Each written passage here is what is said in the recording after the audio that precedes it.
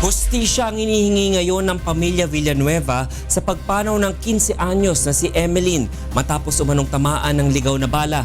Patuloy namang hinahanap ng mga otoridad ang suspect na walang habas na nagpaputok ng baril noong December 31. Mula sa Malabon City, itong balita ni Nel Maribuhok live. Nel, go ahead.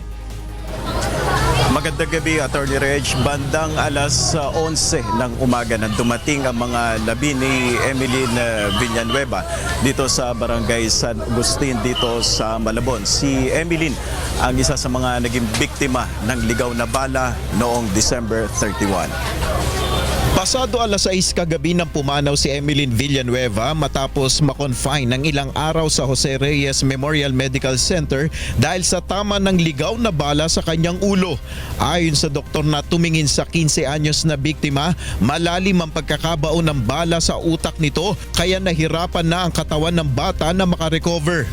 Labis ang pagdadalamhati ng mga kaanak at mga kakilala ng biktima sa pagpanaw nito sa murang edad kaya hiling nila mabigyan agad ito ng hustisya. Yung nagpaputok ng baril, total naman nakita mo wala na yan ako. Bigyan mo naman siya ng hustisya. Sana naman makonsenso siya, sana sumuko na siya. Nangako naman ng tulong ang lokal na pamahalaan ng Malabon sa pamilya ni Emeline. Ngayon, it's very traumatic sa mga anak niya, sa mga kapatid ni Emily. Kasi nga panay bata pa, so I suggested nga to see a psychologist. Samantala patuloy namang pinaghahanap ng mga otoridad si Renato C. Jr. alias Toti na siya umanong nagpaputok ng baril na pinagmulan ng balang pumatay kay Emeline. Parang ang statement kasi nung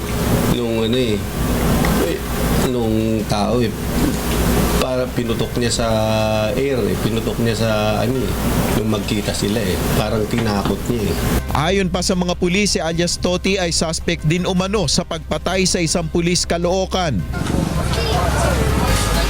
Sa ngayon ay patuloy ang pakikiramay ng mga mahal sa buhay at mga kaibigan, mga kakilala dito sa burol, dito sa pamilya, para sa mga pamilya nga na naiwan nga nitong ni Emily.